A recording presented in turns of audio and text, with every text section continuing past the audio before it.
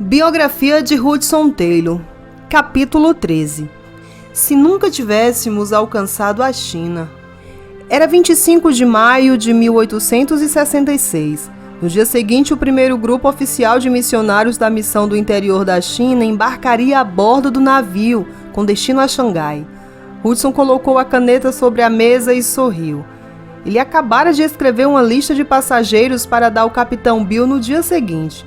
Olhou para a lista, seu nome estava no topo, junto com os de Maria e dos 4 filhos, Grace, 6 anos, Herbert, de 5 anos, Howard, de 3 anos e o pequeno Samuel, com quase 2 anos de vida. Ele esperava que não nascesse nenhum dente em Samuel enquanto eles estivessem no mar, pois ainda se lembrava da viagem de volta para casa sentado a noite inteira com a pequena Grace, com dor por conta da dentição que estava nascendo. Abaixo do nome das crianças estavam os nomes do único outro casal do grupo, Lewis e Eliza Nicol. Lewis era um ferreiro da Escócia. Abaixo do nome deles estavam os nomes de 5 homens solteiros, James Williamson, George Duncan, Josiah Jackson, John Seal, William Hoodley. Seguindo-se estavam os nomes das mulheres solteiras, Jane McLean, Emily Bletchley, Jane Faulding, Mary Balson, Mary Bill, Louise Desgrace, Elizabeth Rose, Mary Bower e Susan Barnes. Hudson orou por todos os nomes na lista e pediu a Deus para dar a cada pessoa forças para a jornada. Ele pensou em cada um. Lembrou-se de como cada um deles se aproximou de Hudson com os olhos brilhando e a fé forte. Ele informara a cada um com clareza a respeito dos perigos potenciais e todos os olharam nos olhos e declararam terem sido chamados por Deus para levar o evangelho ao interior da China, independentemente do custo. Os homens e as mulheres formavam um bom grupo, a maioria deles não composta por estudiosos, e sim de secretários, pedreiros, carpinteiros e professores com entusiasmo para partilhar o amor de Deus com as pessoas. Qualquer outra habilidade ou conhecimento que precisassem, Hudson tinha certeza de que poderiam aprender mais tarde. Mais importante ainda, amavam a Deus e tinham o coração para a oração. Isso era importante para um missionário participar da missão do interior da China. Hudson também orou por sua partida. Ele sabia o quão difícil era o adeus, em especial para os pais e os demais membros da família, que ficavam para trás. Pagava-se um preço, e alguns dos que diriam adeus nunca mais se veriam de novo. Embora ele fizesse o possível para garantir que os membros do seu grupo estivessem seguros na viagem, e quando chegassem à China, cada um sentia o chamado para ir, assim a responsabilidade por sua segurança e bem-estar pertencia a Deus. Quando terminou de orar, Hudson desceu as escadas. A casa estava um alvoroço. Havia gente, bagagem e barulho em cada cômodo. As crianças corriam para cima e para baixo entre os baús com as roupas da viagem. Jane Faulding mostrava aos pais um mapa da China e apontava o lugar onde ficariam assim que chegassem e aonde esperavam ir mais à frente na viagem. George Duncan e James desparafusavam as pernas do órgão e o colocavam em uma caixa. Seria uma das primeiras coisas a ser desempacotada quando estivessem a bordo do navio. A despedida no dia seguinte foi suave. Claro, havia muitas lágrimas. Enquanto as pessoas abraçaram amigos e famílias, Amélia e Benjamin, Louisa e a senhora Taylor estavam lá para dizer adeus. O Sr. Berg e sua esposa também vieram desejar-lhes o melhor, enquanto o navio se preparava para deixar o cais da Companhia das Índias Orientais em Londres. Quem estava no cais cantou um hino para os que partiam, e então os que partiam cantaram um hino em resposta, enquanto Maria os acompanhava no órgão. Um rebocador manobrou o navio para dentro do canal principal do rio Tâmisa. Todos cantaram mais alto enquanto o navio se afastava do cais. A bordo, a tripulação de 34 homens estavam preocupada. Todos os passageiros eram missionários, e nos próximos 4 meses todos ficariam juntos no meio do oceano. Provavelmente todos os dias eles teriam de ouvir uma cantoria de hinos, como a que acabaram de testemunhar. Uma viagem longa era sempre chata, e um grupo animado de passageiros poderia ajudar a passar o tempo. No entanto, 18 missionários lendo a Bíblia, cantando hinos e mais 4 crianças não era exatamente o que eles desejavam. Vários membros da tripulação reclamaram com o capitão Bill. O capitão apenas sorria enquanto ouvia as reclamações. Ele, por sua vez, estava ansioso para passar o tempo com Hudson e seu grupo. Todo o grupo permaneceu no convés até o litoral da Inglaterra ter desaparecido de vista. Maria e Emily tentavam com diligência supervisionar as crianças. Hudson podia ver que os meninos dariam trabalho. O navio era pequeno e os meninos precisavam ficar fora do caminho da tripulação. Havia também muitas coisas perigosas a bordo, onde eles poderiam se machucar ou ficar presos, como polias, guinchos e cordas correntes, sem mencionar o perigo de cair no mar. Enquanto o navio se dirigia para o Canal da Mancha, Hudson ficou no convés de popa e entregou a viagem a Deus. Estava agradecido pelo fato de que em todas as ilhas britânicas várias pessoas oravam por eles. Era verdade.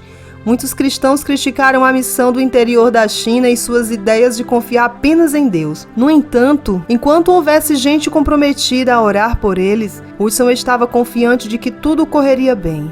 Quando as pessoas questionavam como ele poderia liderar um grupo que incluía 9 mulheres solteiras no coração de um país pagão e sem apoio financeiro, sua resposta era sempre a mesma: levo meus filhos comigo e percebo que não me é difícil lembrar de que eles precisam de café da manhã pela manhã, do almoço ao meio-dia e do jantar antes de irem para a cama. Acho impossível crer que o nosso Pai Celestial seja menos carinhoso ou consciente que eu. Com licença, Dr. Taylor. Onde devo colocar os roletes de reposição para a prensa? O bagageiro está cheio. A pergunta foi formulada por James e teve o poder de trazer Hudson de volta ao presente. Ainda havia coisas que precisavam ser guardadas para a viagem. A Inglaterra já saíra de vista agora. Era um momento de se concentrar nos assuntos em questão. Na terça-feira, tudo estava em ordem e a vida entrou em outra rotina. Hudson lecionava chinês todas as manhãs e, para ter uma mudança na voz, Maria ensinava na parte da tarde. Havia muito tempo no final da tarde e no início da manhã para outras coisas. Todos escreviam cartas esperando que um navio em direção à Inglaterra pudesse se aproximar e levá-las. Do contrário, as cartas seriam enviadas quando chegassem a Xangai. O capitão estava certo a respeito da tripulação. Ela era composta por homens grosseiros e ruidosos. As crianças foram instruídas a ignorar os palavrões. Todavia, por mais dura que parecesse a tripulação, nos próximos 4 meses eles seriam o campo missionário da incipiente missão do interior da China. Mary Beale começou a realizar um estudo bíblico noturno e, para sua surpresa, muitos marinheiros participaram dele. Eles não vinham por se interessarem pelo que ela dizia, mas por ser bonita. Louise realizava leituras bíblicas em sueco para os 4 membros da tripulação da Suécia. Susan Barnes dava aula para quem queria melhorar a leitura, e alguns membros da tripulação começaram a participar. Hudson ficou encantado por não precisar lembrar ninguém do grupo a respeito da obrigação de levar a tripulação a mensagem do Evangelho. Antes que deixassem a Inglaterra, ele enfatizou: a viagem para o outro lado do oceano não transformaria ninguém em um ganhador de almas. Com isso, ele queria dizer que o desejo de partilhar o amor de Deus com todos deveriam estar no coração deles onde quer que se encontrassem. Receber o título de missionário não os transformaria em missionários por mágica. O grupo também encontrou maneiras práticas de ajudar nas tarefas do navio. Como no Dumfries, Hudson serviu como médico. Deu palestras sobre os primeiros socorros, circulação do sangue e a construção do olho. Assuntos que os marinheiros não teriam achado muito emocionante em terra, mas no meio do oceano atraiu um bom grupo. Lewis forjou as peças para os ganchos da grua, enquanto James e William lideraram com as bombas de esgoto até que funcionassem com perfeição. Pouco a pouco, mas com firmeza, os missionários começaram a conquistar o respeito da tripulação. Os marinheiros já não se queixavam da cantoria. Na verdade, ouviram alguns dos hinos tantas vezes que se pegavam cantarolando sem perceber. Em seguida, 1 ou 2 membros da tripulação começaram a ter coisas para fazer à volta do salão do navio enquanto o grupo realizava as reuniões. Eles casavam as cordas ou verificavam uma junta do convés nas proximidades. Depois de algumas semanas, não se incomodavam mais em arranjar desculpas. Apenas puxavam um barril do lado de fora do salão e sentavam-se para ouvir. Primeiro 1, 2, 3, 4. E mais tripulantes pediriam a Jesus para entrar em sua vida e se tornaram cristãos. Antes da viagem chegar à metade, 23 tripulantes haviam se tornado cristãos. Os jovens missionários discipulavam com boa vontade os novos convertidos. A tripulação pediu a Hudson que levasse a reunião diária para o convés, pois o salão se tornara muito apertado. No entanto, quanto mais a tripulação encontrava paz com Deus, menos paz eles tinham com o primeiro marinheiro, o Sr. Bruton. Ele era o segundo no comando do navio e não gostava do que acontecia com a tripulação. Seu temperamento era ruim, o que infelizmente para todos a bordo parecia ser disparado por qualquer menção à religião. Com o passar do tempo, ele ficou cada vez mais irritado e começou a intimidar vários dos novos convertidos da equipe. Sr. Bruton logo se tornou o foco de oração de muitas pessoas a bordo, passageiros e tripulantes. Lentamente ele se tornou menos rude. Permitiu que Hudson lesse passagens bíblicas para ele e explicasse seu significado. Uma noite em agosto, Hudson leu a história da Páscoa diretamente do livro de Êxodo. Quando chegou a passagem que Deus dizia aos israelitas para pintar de sangue os umbrais da porta, para que a morte passasse por suas casas, Sr. Bruton pôs-se em pé e gritou: "Quando eu vi o sangue, ele passará por você. Eu entendo, agora eu entendo quão cego eu estive." Hudson ficou tão animado que acordou John Seal e Elizabeth Rose, que oravam com fervor pelo Sr. Bruton, e lhes contou as boas novas de sua conversão. John Seal olhou para o relógio de bolso. Eram 3:30 da manhã. No dia seguinte, o Sr. Bruton chamou a tripulação toda e pediu-lhes desculpa pelo comportamento. Uma mudança incrível ocorreu em sua vida. A partir desse dia, ele esteve em todas as reuniões cantando o mais alto que podia, sendo geralmente o último a sair. Hudson estava entusiasmado com a influência exercida pelo grupo sobre a tripulação. Ele escreveu uma carta ao Sr. Berger. A mente de cada um de nós se sente em paz quanto ao futuro. Ainda que nunca chegássemos à China, todos nós regozijaríamos com a obra realizada por Deus no navio. Quando Hudson escreveu as palavras, ainda que nunca chegássemos à China, não fazia ideia do teste que estava à frente. Era 10 de setembro. Mais 6 dias e eles estariam em Xangai. A tripulação estava ocupada esfregando o convés e pintando os baluartes, os trilhos e o lado do navio acima do convés, preparando-se para a chegada. Hudson arrumou um sistema para que os missionários pudessem puxar baldes de água do mar através das janelas para suas cabines e tomar um banho em uma banheira de estanho. Cada um deles se revezava para tomar banho. Susan Barnes cortava o cabelo de todos para se parecerem bem arrumados na chegada. Emily e Maria estavam ocupadas costurando os buracos que os jovens meninos do casal Taylor fizeram nas calças ao rastejar pelo navio. Todos estavam ansiosos para o primeiro vislumbre da China. No entanto, algo não estava certo. A temperatura começou a ficar escaldante e a pressão barométrica caiu. O capitão não falou muito sobre o assunto no início. Esperava que estivesse se aproximando de uma tempestade leve. Felizmente não era só isso. O navio seguia diretamente para o caminho de um tufão. O capitão Bill ordenou que todo o convés fosse amarrado com cordas e que as velas fossem descidas e guardadas para que não se rasgassem com o vento. Tendo passado pelo pesadelo da tempestade no Dumfries, Hudson acalmou o medo dos membros de seu grupo e os ajudou a se amarrarem aos beliches. Por 2 noites, o navio foi jogado implacavelmente pelo mar. Ondas enormes atravessaram os decks e vertiam água no salão. Então, tão rápido quanto chegou, a tempestade acabou. Todos vieram ao convés para examinar os danos. Do ponto de vista das coisas, foi bom a tempestade terminar naquele momento. O navio não poderia aguentar muito mais golpes do mar. Os botes salva-vidas haviam sido levados, e também as jaulas onde os animais eram mantidos, com os animais remanescentes. O navio precisava de reparos, e com o mar calmo e o clima melhor, chegaria com facilidade ao destino. Os 3 dias seguintes foram gastos secando velas, bombeando o esgoto e apertando as amarras. Vários barris de suprimentos de comida encharcaram-se com a água salgada e a chuva, e foram inutilizados. Por isso as refeições eram escassas, mas estando apenas a alguns dias de Xangai, ninguém estava muito preocupado. Haveria muito para comer quando chegassem à cidade. Hudson também estava feliz por chegarem a Xangai em breve, mas por outro motivo. O capitão adoecera. Hudson não tinha certeza do problema, mas o lado esquerdo do rosto dele estava paralisado. O diagnóstico exato do problema exigia mais equipamento médico do que ele possuía a bordo do navio. Quanto mais cedo chegassem, melhor. Naquela noite, a pressão barométrica começou a cair de novo, e mais rápido que a tempestade anterior. A tripulação e os passageiros realizaram uma reunião de oração. Se a tempestade fosse pior que a outra, só Deus poderia fazê-los passar por ela. O navio maltratado não estava em condições de continuar o caminho através de outra tempestade. Quando terminaram de orar, o vento uivava nos decks, arrebatando barris de suprimentos como se não pesassem nada, e lançando-os ao mar. Um minuto o navio estava apontado para o céu, e no seguinte entrava em uma onda do tamanho de uma montanha. Hora após hora o navio açoitado por ondas enormes. Toda vez que alguém da tripulação aparecia no salão, era para dar notícias piores que as anteriores. Os baluartes foram levados. Agora não havia mais nada para parar as ondas. E logo elas começaram a entrar pelo convés e bater contra as portas do salão. Todos desejavam que a tempestade terminasse. Os passageiros e a tripulação estavam em total nível de exaustão.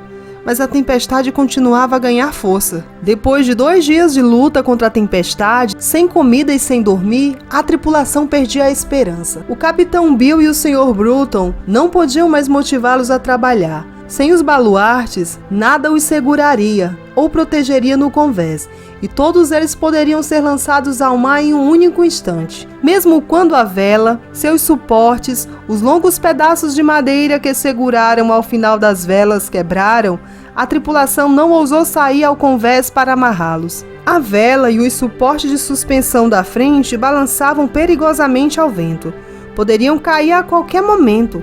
Se isso acontecesse, eles iriam direto pelo convés e o navio afundaria. Quando o capitão olhou pelo convés de seu navio, seu ânimo desfaleceu. Era o princípio do fim. O navio não aguentaria os golpes que levava por muito mais tempo. O casco parecia gemer mais alto a cada hora que passava. Ainda assim, doente como estava, ele precisava tentar salvar o navio. Como a tripulação não lhe obedeceria, ele e o Sr. Bruton fariam tudo sozinhos. Eles saíram para o convés, esperando agarrar a vela e seus suportes e laços e amarrá-los. Eles se arrastaram engateando pelo convés para que a vela não o derrubasse ao mar. Assim que se preparavam para pegar a vela, uma enorme onda atingiu o navio. Os 2 homens se agarraram ao mastro principal com todas as forças para evitar serem levados. Então veio o som da quebra que não queriam ouvir. Acima da cabeça deles, o mastro em que se agarravam se partiu, e também o mastro de mezena. Quando os 2 mastros caíram, eles se enroscaram nas cordas, o que lhes impediu de voar pelo convés. Com o máximo cuidado possível, os 2 rastejaram de volta para o salão. Com os 2 dos 3 mastros quebrados e caídos no convés, o navio começava a se partir. Os mastros caídos batiam para frente e para trás contra os ventos e a lateral do navio, quebrando toda a madeira que atingiam como pedaços de fósforo. É apenas uma questão de tempo agora, e não há muito dele. Se ao menos a tripulação me ajudasse, poderíamos cortar as amarras e jogar os mastros pela lateral, mas é apenas uma tentativa, disse o capitão a Hudson com pânico na voz. Hudson e Maria deram um beijo de adeus em cada um dos filhos e os encomendaram a Deus. Não havia bote salva-vidas, e mesmo que houvesse, seria inúteis em relação às ondas violentas. Os missionários reuniram todos no salão e começaram a cantar o hino Rocha Eterna. Eles estavam no meio do 3º verso do hino, quando Hudson percebeu que o capitão Bill colocava uma pistola no cinto. Hudson se arrastou atrás dele quando ele atravessou o convés. Ele o alcançou quando o capitão se aproximava da ponte de comando, onde a tripulação se refugiara. Quando viram o capitão com a arma, eles se esgueiraram ainda mais para dentro do espaço minúsculo. Preferiam ser baleados a forçados a sair do refúgio. Deixe-me falar com eles. Hudson gritou sobre o rugido do mar, e Hudson aproximou-se da proa. Ergueu a voz acima da fúria da tempestade. Homens, nossa única esperança é jogar os mastros no mar. Nós o ajudaremos. A vida de todos nós corre tanto perigo quanto a de vocês. Saiam e ajudem-nos a salvar o navio. Os homens não se moveram. Estavam tão paralisados pelo medo como o lado esquerdo do rosto do capitão. Hudson fez um gesto para que o capitão deixasse a arma no cinto. Voltou para o salão e explicou a situação aos missionários do sexo masculino. Juntos eles se encomendaram a Deus e um a um arrastaram-se para fora do salão, mantendo a cabeça baixa contra o vento. Os missionários se espalharam pelo convés, segurando-se nos anéis metálicos embutidos no convés, usados para amarrar a carga. Com a mão em um anel, eles começaram a cortar as cordas. Cada homem trabalhava sozinho. Primeiro eles liberaram o mastro principal e o descartaram pela lateral do navio.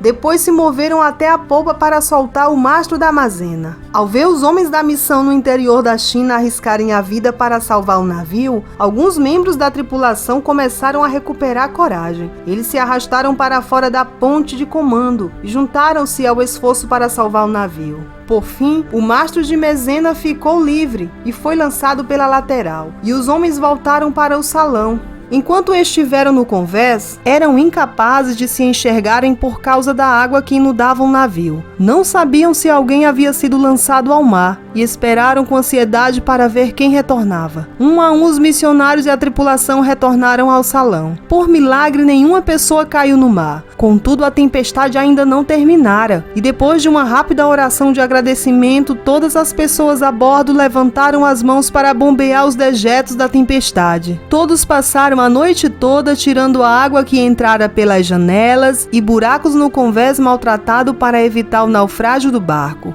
Quando a manhã se aproximou, os ventos começaram a serenar. Quando o sol se ergueu, o mar irritado que quase sepultara o navio ficou calmo. 5 dias depois, quebrado e mutilado, o navio se aproxima do rio Yangpu, em Xangai. Espectadores curiosos se aglomeraram em juncos para ver o navio. Quando viram o quanto a embarcação estava danificada, ficaram maravilhados com o fato de terem chegado ao porto. A tripulação e os passageiros contaram a história de como chegaram tão perto da morte, apenas para serem salvos quando tudo parecia impossível.